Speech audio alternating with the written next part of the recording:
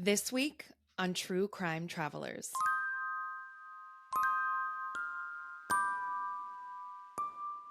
It was a warm spring evening on the sun-drenched coast of Portugal. The McCann family, two devoted doctors and their three young children, are savoring their holiday at a luxurious seaside resort called the Ocean Club. The day has been filled with sunshine and laughter, and as the night settles in, the children are tucked into bed.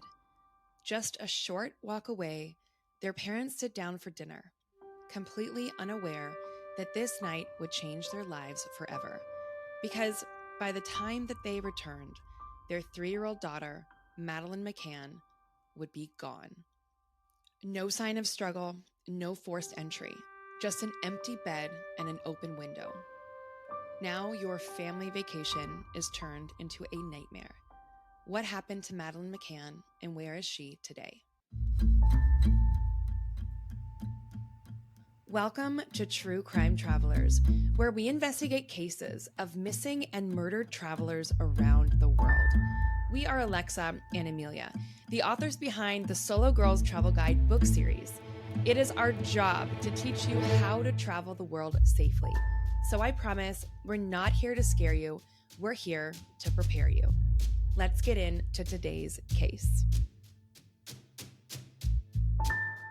If God came down and agreed to solve two mysteries for me, number one, I would want to know, are aliens real? And number two, I would want to know what happened to Madeleine McCann, the little girl who was kidnapped, maybe, or disappeared while on vacation in Portugal, never to be seen again.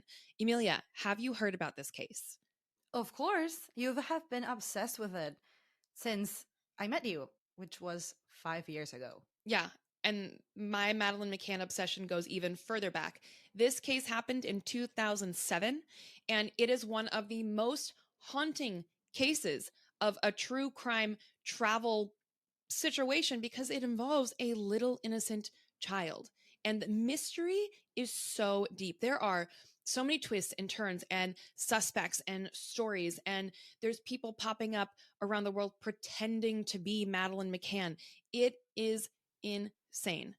Wait, is this the case why you decided to pursue journalism and criminal stuff in university? You know what? It was around the same time. And I did apply for university for journalism. And then I switched to sociology and criminology.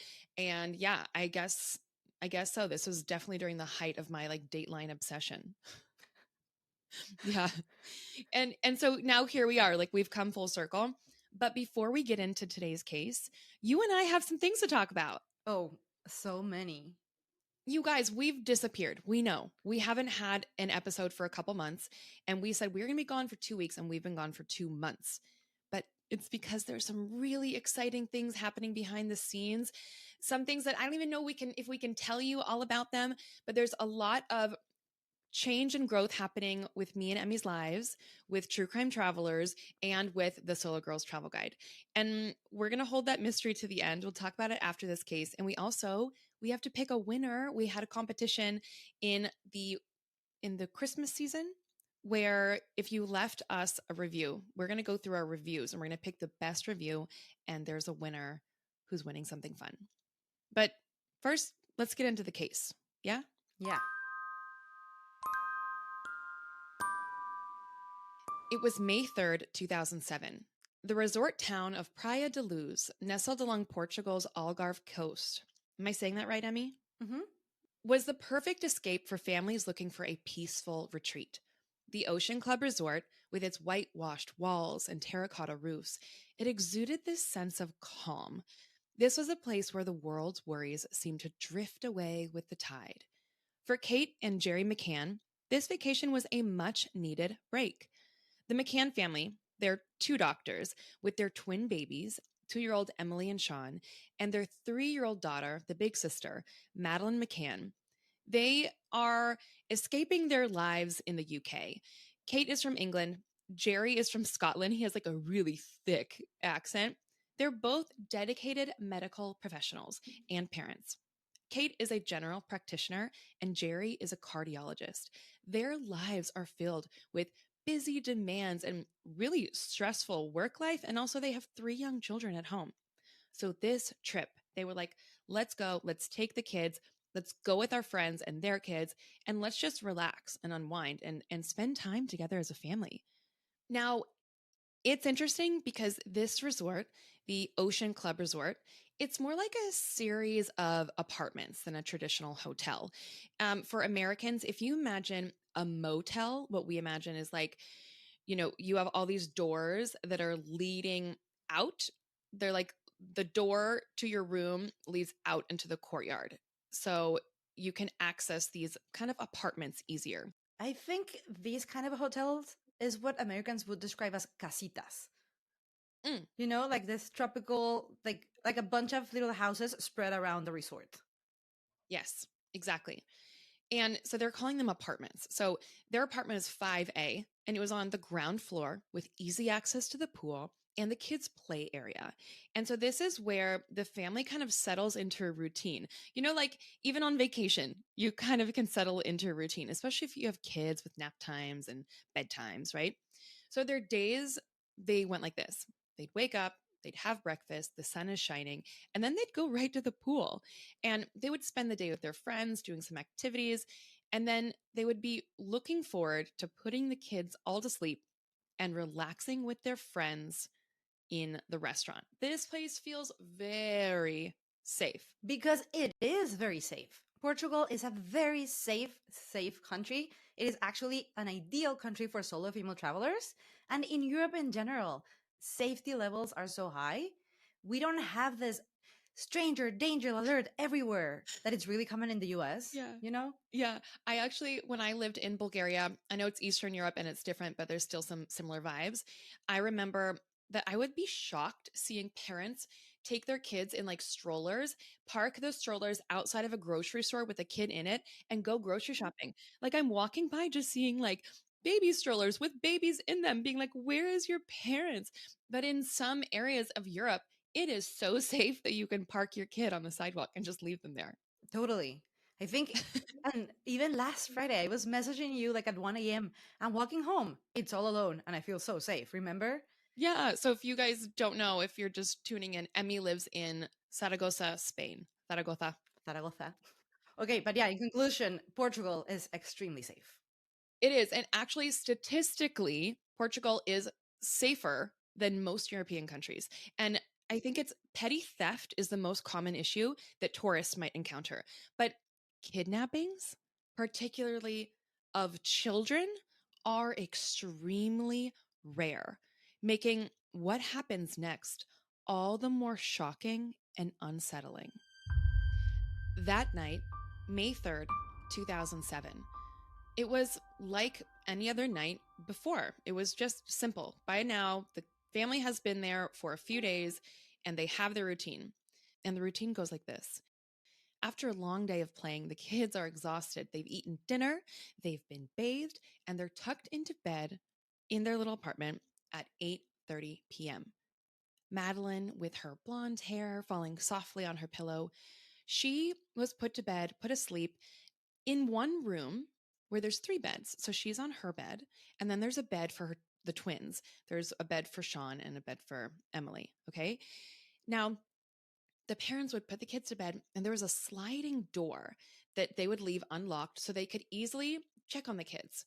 And they were checking on the kids because they were leaving the apartment to eat dinner with their friends. So the kids are asleep in their bed. They have a sliding door, it's unlocked, but it's fine because where they're eating dinner, Kate and Jerry with their friends, it's at the restaurant on site, which is a short walk. It's less than 50 yards away. And from the restaurant, they could even see the lights of the apartment, which was a comforting sight. It reassured them their children were safe and they're close and everything's fine. And then the family, Kate and Jerry, they'd go meet their friends and they would go eat tapas for hours. Okay, so a little bit of context here about tapas. Tapas in Portugal, they're actually called petiscos, and it's a very social meal. In Spain and in part of Latin America, it's called la sobremesa, which is basically a culture where you eat and you just continue talking and taking little bites and having glasses of wine for hours and hours and hours. So one meal just kind of like unfolds into the night, you know? Right. So you kind of get lost in conversation, I'd imagine. Yeah, and I imagine the parents love that moment of the day. The kids are in bed. We can sit down and have adult conversations over a glass of wine, you know? Right. And they did. That's exactly what they did. So while the kids were fast asleep in their beds, the parents would sit down for tapas or petiscos, you said? Petiscos in Portuguese. Okay, petiscos. Reassured by the fact that every 30 minutes, here was their system, Emmy. Every 30 minutes, one of them would take a turn. They'd get up and they'd go and they'd check on the kids. It was part of the routine. And it worked. It worked really well until it didn't. Now, these people, this group of friends, they will come to be known as the Tapas Seven. Just keep that in mind.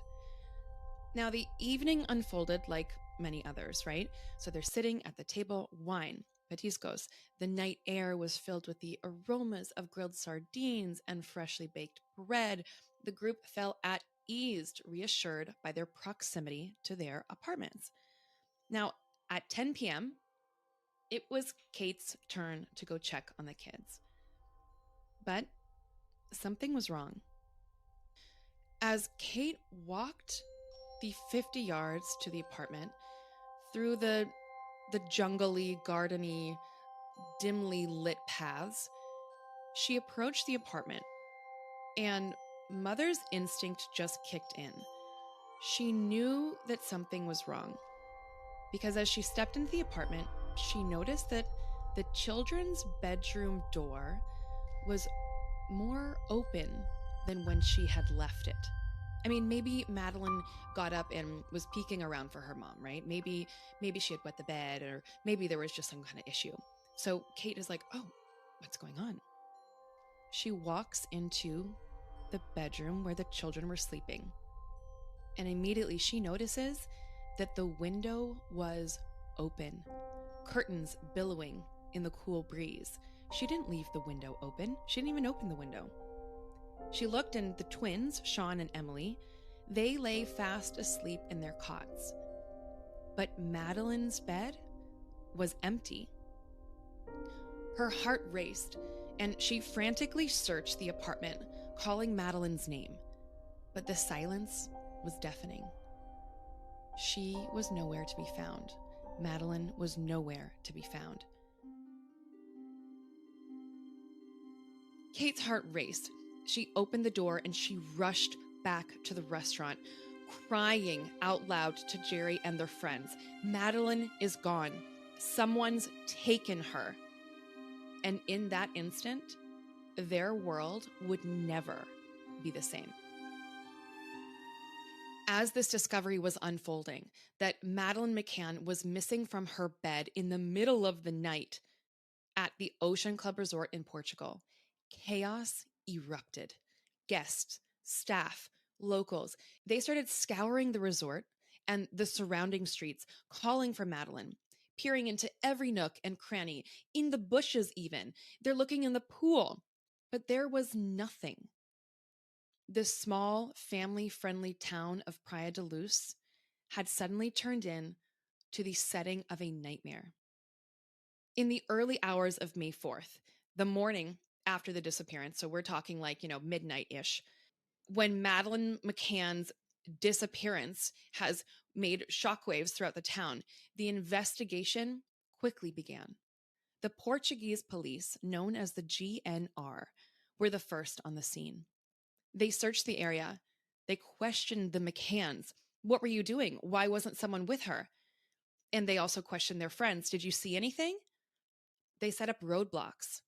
But it was clear that valuable time had already been lost because while the investigation got started that night, we're talking a couple hours had passed. And you know what? The crime scene had not been properly secured. You can imagine everyone was going in the apartment trying to look for her. So there's footprints, there's fingerprints, any potential evidence of maybe if someone had gone in and taken her had been trampled over by well-meaning guests trying to help with the search. Worst of all, the most heavily scrutinized misstep of them all is the failure for the police to follow up on a very serious tip from a very credible witness. Now, let me tell you about Praia da Luz, or the Ocean Club in Praia da Luz. Not only is it kind of like a motel apartment style resort where the door leads to the resort is on the edge on a main road that acts like an artery out of town. So we're talking apartment, wall, main road. Oh my God, that doesn't sound good. That doesn't sound good. This means that it could be very easy for someone to come in and take a child. And one of the Tapas 7, her name is Jane Tanner. Jane Tanner is one of Kate and Jerry's friends. And when it was her turn that night to go check on the kids, she saw something strange. I mean, this is before Madeleine went missing, so she didn't really think anything of it. But you know, as a woman, when you see something and you're like, huh. Mm-hmm. Mm-hmm. So it was Jane Tanner's earlier that night turn to check on the kids. And as she walked back to the restaurant, Emmy, from checking on her child, she saw something strange. She reported that she saw a man walking briskly, carrying what looked like a small child.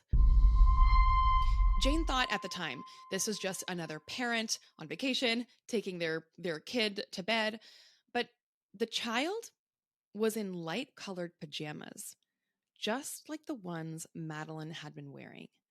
Jane didn't think much of it at the time. After all, what else could it have been? But later, now with the context of missing Madeleine, she would realize that she might have indeed witnessed the moment that Madeleine was taken. And here's the frustrating thing. Jane told police what she had seen, but nothing. The authorities didn't act on her tip right away. I mean, that could have shifted the entire investigation. They could have closed down the town. They could have gone in the direction that Jane said she saw this person carrying the kid, right? This tip could have been the breakthrough of the investigation that they needed. But incredibly, the Portuguese police, they didn't act on this right away. They dismissed Jane's account, suggesting that it was simply a case of mistaken identity. Come on. And as precious hours and days slipped away, the trail grew colder. You know that show, 48 Hours? They say like the first 48 hours are the most important. I've heard that, but I've never heard of that show. Okay, yeah, that's another American crime thing. Mm-hmm. And when it comes to a child in a foreign country, it should be more like 48 minutes. Yeah. So who was this man that Jane saw? And more importantly, was he carrying Madeleine McCann? What if someone had listened to Jane Tanner that night? Could Madeleine McCann have been found? Because, spoiler alert, Madeleine McCann, nearly 20 years later, she is still missing. Very quickly, the news of a missing blonde British child in the Algarve has taken over the headlines. All the world knew was this. A little girl was taken from her bed while her parents dined at a restaurant nearby. At this point, people outside of Europe, especially in America, they started asking the same question.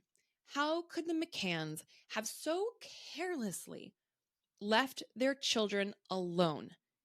But in Europe, like we just mentioned, particularly in places like Portugal, there is a different mindset around leaving kids alone. Like you said, in America, we have this whole stranger danger thing, but not in Europe. It just isn't the same.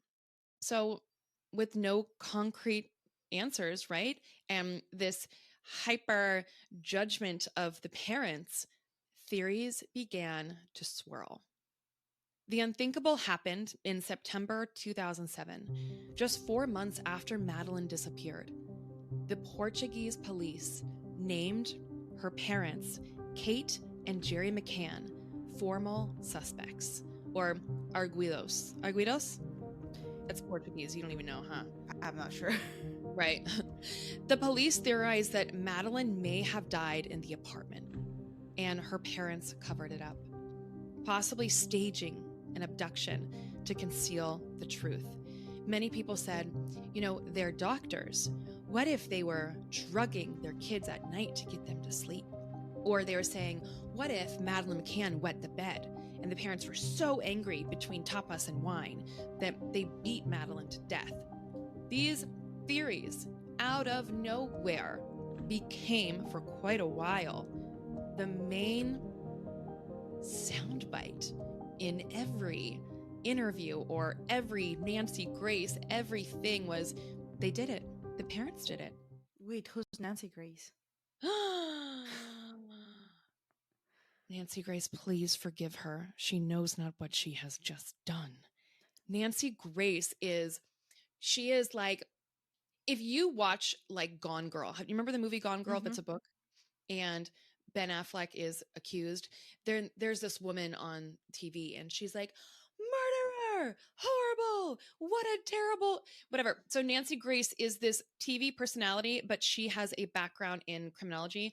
And she would be kind of the loudest voice. Do you remember the Casey Anthony case? No, probably not. This is all just American crime. The name rings a bell, but not really. Okay. Nancy Grace is the queen of outrage when it comes to casting suspicions on crime. And sometimes in the past, she has been absolutely right. And sometimes she's been absolutely wrong. But what she's really good at doing is stirring up controversy and conversation. Okay. Like when Gabby Petito went missing, Nancy Grace was the person that I was always turning it on because she never stops talking, even if she doesn't know exactly what she's talking about. Okay. So basically the Joan Rivers of crime. Oh, yes. Nailed it. Okay. Nancy Grace is the Joan Rivers of crime. Okay. So all of these people whose job it is to outrage and speculate, they were doing it. Okay.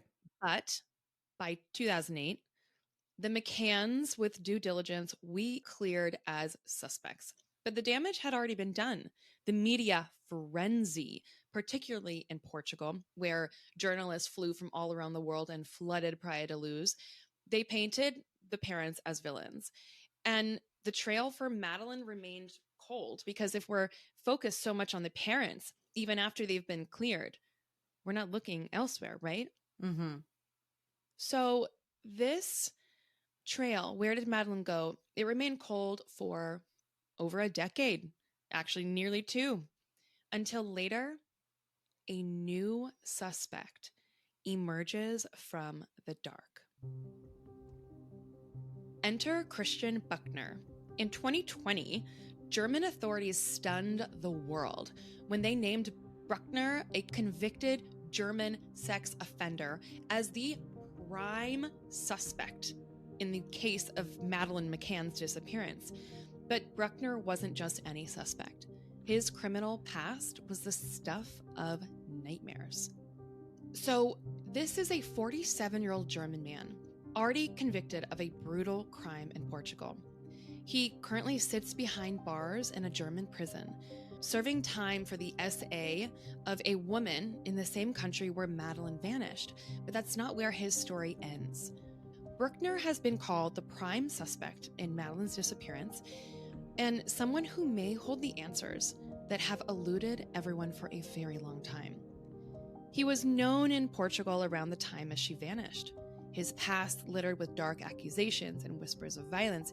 However, still to this day, Buchner has remained silent.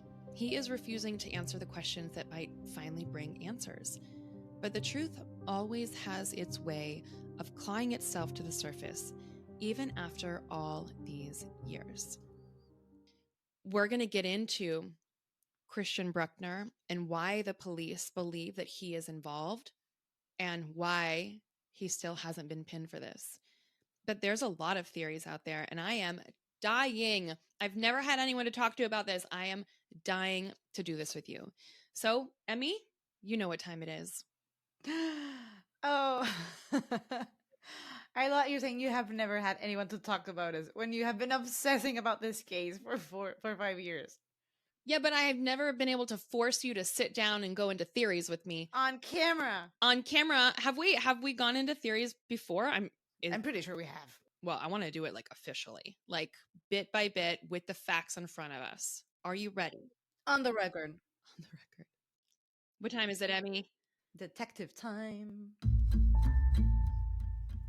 All right, it's time to play detective.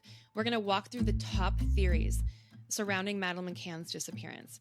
Some are controversial, some are terrifying, and all of them, well, if you're a parent, they're the stuff nightmares are made of. You have been warned. So, the theory number one, Emmy, I mentioned to you that a lot of criticism has fallen on Kate and Jerry McCann. And so they're saying, a lot of people are saying, and the police are saying, that there might have been accidental death and cover up. They're saying, maybe Madeleine died that night. And maybe the McCanns, fearing consequences, they staged an abduction or they staged a disappearance. Maybe they opened that window themselves. Because the cadaver dogs, okay, they brought in cadaver dogs, and the cadaver dogs, they apparently detected the scent of human remains in the McCann's apartment and in their rental car. But here's the problem. The car was rented weeks after Madeleine disappeared. So that would have meant, there's a major flaw there. That would have meant that the McCanns had killed Madeleine that night, hid her body somewhere, and, they're under constant media scrutiny. But then they rented a car, went back, got her body, put it in the trunk of the rental car, moved the body. It just doesn't add up. This one, we're just going to trash this theory because it has been properly investigated. The cadaver dogs, they hinted on something that wasn't right and wasn't true.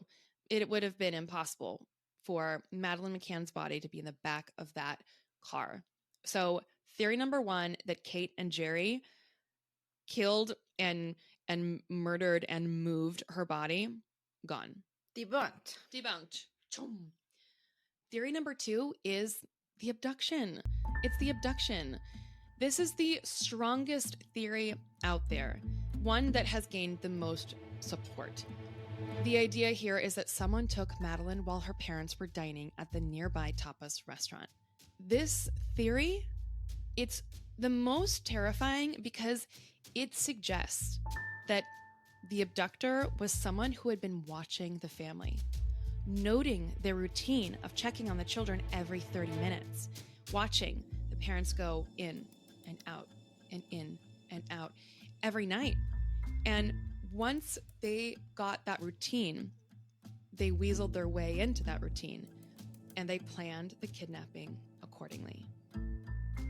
The McCanns had left the sliding patio door unlocked, allowing someone to slip in unnoticed. Or perhaps the abductor entered through the open bedroom window. Either way, this theory is all about careful planning and timing. What do you think? This is a theory I believe in. I imagine this pervy dude from somewhere abroad that has retired to that area, because it is like a very retired friendly area in Portugal. And then he sees this super gorgeous kid with really unique eyes. Madeleine is gorgeous. And just watching the family, waiting for his moment to strike, it just makes sense. To me, this theory makes sense. You just touched on something very important that we haven't mentioned, which is Madeleine's very unique eye, which we'll talk about in a second. But first, I want to kind of go to a dark place because the question is, Madeleine's gone. We know she's gone. And if we are just to think that someone has her, why? Is this just one sicko? Or is this a human trafficking ring? There is the theory, the human trafficking theory, that suggests Madeleine was abducted by a trafficking ring. They specifically targeted her because of her blonde hair and blue eyes, features that could make her more desirable for illegal adoptions or worse. And the creepiest part about this, Emmy, is that there were multiple unconfirmed sightings of a girl resembling Madeleine in Morocco, in Spain, in Malta, in Bulgaria. Trafficking rings have been linked to kidnappings in Southern Europe, making this theory kind of plausible. And it's terrifying to think about, but it happens. Traffickers often target children that look, quote unquote, marketable. But there's one issue with taking little Madeleine McCann. They wouldn't have noticed from far away Madeleine's distinct eye. It's called colomboma, which there's this like little keyhole marking in her eye, which is something that is going to stay with her forever. So if someone is looking for Madeleine McCann, all they have to do is look into the eyes of the little girl who they suspect is her. And you actually told me this last year. Do you remember that there was a TikTok? There was a girl on TikTok last year. There was this girl who suddenly went viral on TikTok because she was claiming that she thought she might be Madeleine McCann because she didn't really remember most of her childhood. I think she was adopted. So she had the theory that she might be this missing kid, especially because she had the same thing in her eyes as Madeleine did. This, what was the name? Colombo? Colomboma, this rare Colomboma. eye condition. Yeah. And it's a very specific condition because it's like a very specific keyhole shape in your eyes. Yes. And you know what? This girl, I think she kind of does look like Madeleine McCann. And you know what? She went on the Dr. Phil show. And What? yeah, and I'll put like links to this so you guys can watch this. But her family is saying, "Oh, she's crazy. We've been with her whole life." And also there was a DNA test. And the DNA test, it seems, has confirmed that she isn't Madeleine McCann. But I do know that she keeps asking Kate and Jerry for them to get a DNA test too and cross, with her. But her DNA test, it was more like the DNA test to see like what her background is. And in fact, the DNA test said that she's Polish. She's not British. She's not Scottish. Okay. Okay. So there's the theory that Kate and Jerry killed her, which we don't think is true. Then there's the abduction theory. And then there's, maybe the sex trafficking. But that is still a very like faceless theory. Like who did it? Who really did it? But now we have this suspect, Christian Bruckner. This is the latest and perhaps the most disturbing development. In 2020, German authorities, they did indeed name Christian Bruckner, a convicted sex offender, as the prime suspect in Madeleine's disappearance. And get this, Bruckner was living in the Algarve at this time, just miles away from where the McCanns were staying.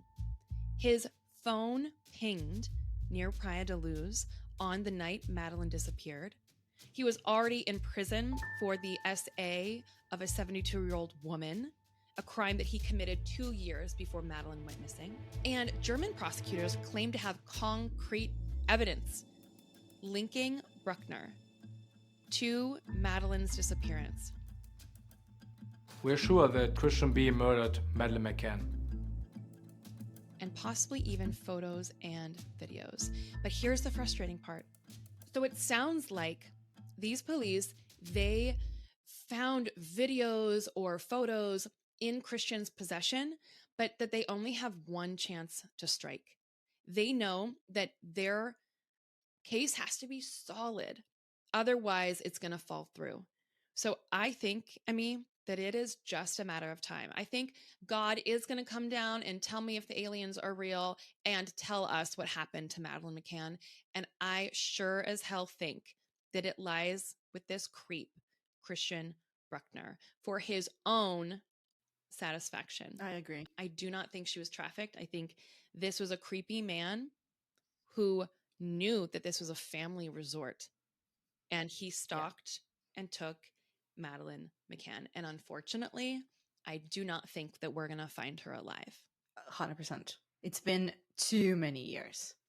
So what is the travel lesson here? That in every episode, we don't victim blame or shame, but we learn. We are here to learn lessons. And while Emmy and I don't have kids yet, a lot of our friends have kids and they go on vacations with kids. And a lot of our friends, including Mirinda, hi Mirinda, who's listening to this now, she has kids.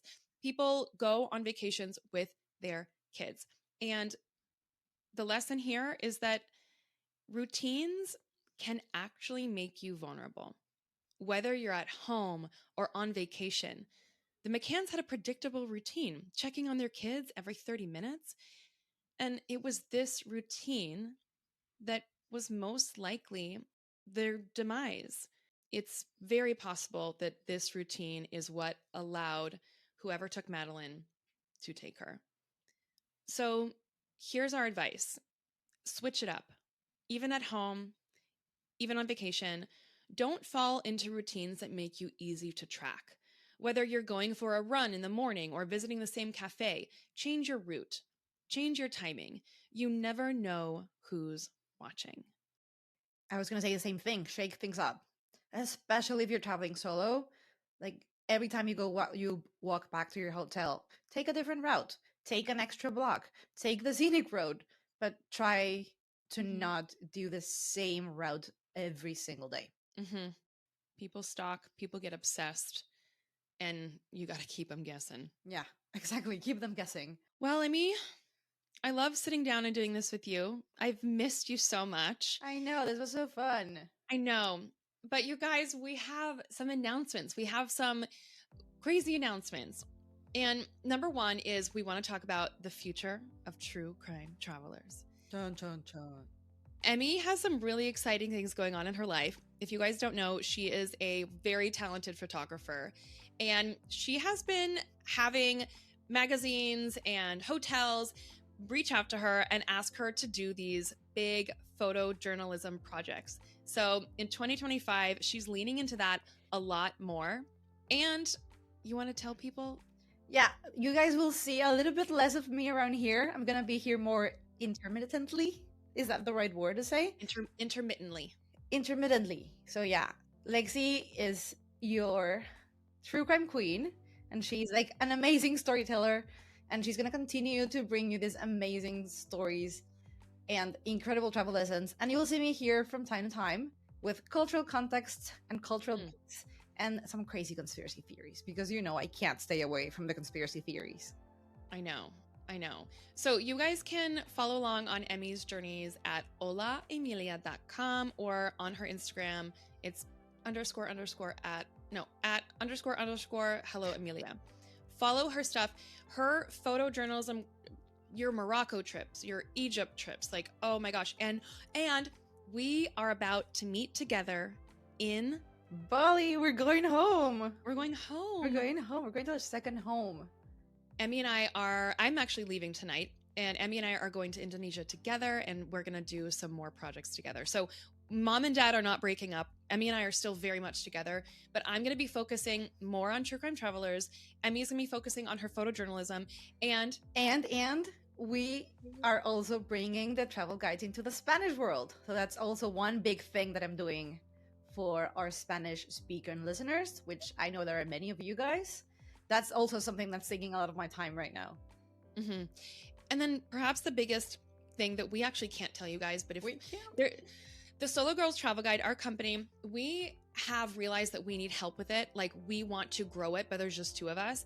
So we've been in talks with some incredible companies that are going to come in and help us. And so we are in talks, and there's one person that we're in talks with that if you are a true crime fan, you would lose your mind if we told you. It's the queen of crime. I'll just tell you, the queen of crime, besides me, the queen of crime is one of the people that we're talking to about taking Solo Girls Travel Guide and our whole brand and giving it the support that it needs, because we just can't do every single thing on our own, and we're just too ambitious. We are a freaking 2-women circus, you guys. We do way too many things, but we love what we do, and we cannot wait to continue growing all of our projects, from the podcast to the travel guides to more ideas that we want to bring to life in the next couple years. So yeah, we have been more quiet, but it's because so many things are happening and brewing and growing. Everything's just getting way bigger. So on that note too, True Crime Travelers is going to come back with mostly just me, and I'll have Emmy on sometimes, and I'm going to do it in seasons, because like right now I'm about to go to Indonesia for like 5 weeks or something like that, and we're going to do seasons instead of like every week. And let's be honest, Bali's Wi-Fi It's not very podcast friendly. It's not very podcast friendly.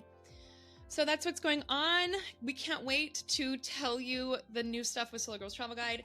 But first, before we go, Emmy and I, we ran a competition. If you remember, back in Christmas times, whoever leaves us the best review wins a prize. Let's first go through these reviews, Em.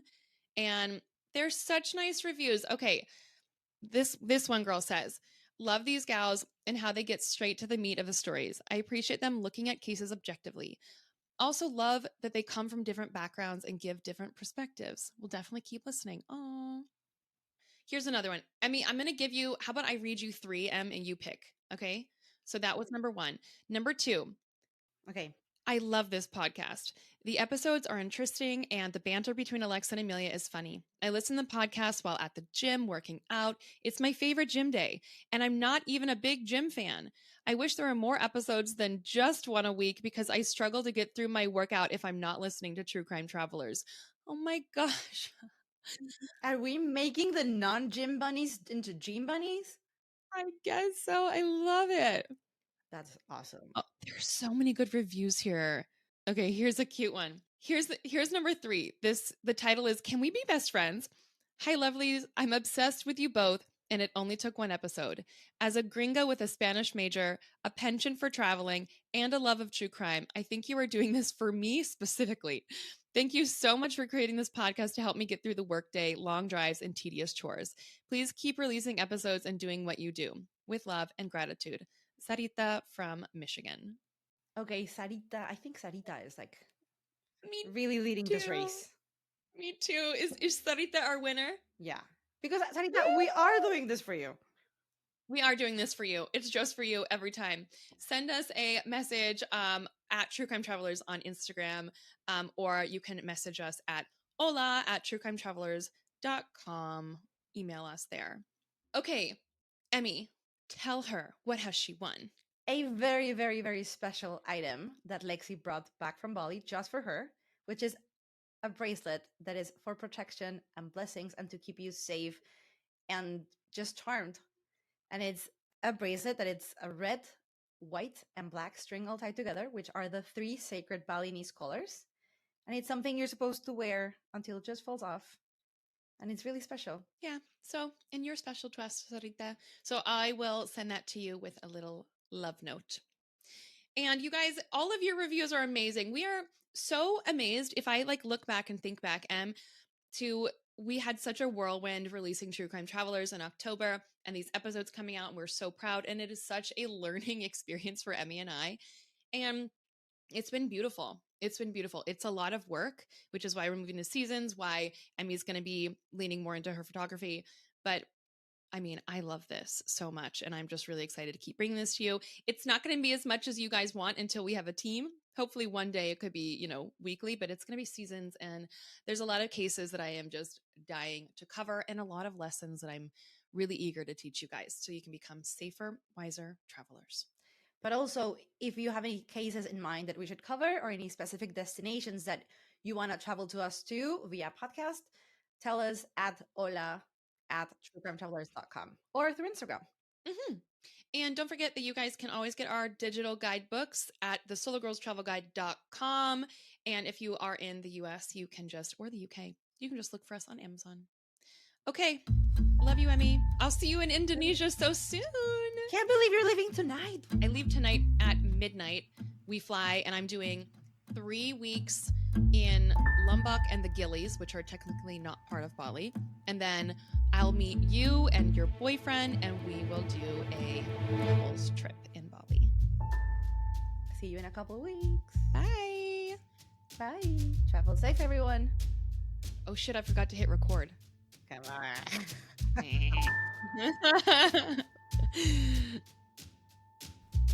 This podcast deals with real crimes, but all parties mentioned are innocent until proven guilty, and all opinions expressed are solely those of myself and Amelia. We do our best to research and provide accurate and up-to-date information, but keep in mind that some details may change over time, so we encourage listeners to conduct their own research and verify the information presented in this podcast. Thanks for listening, and safe travels.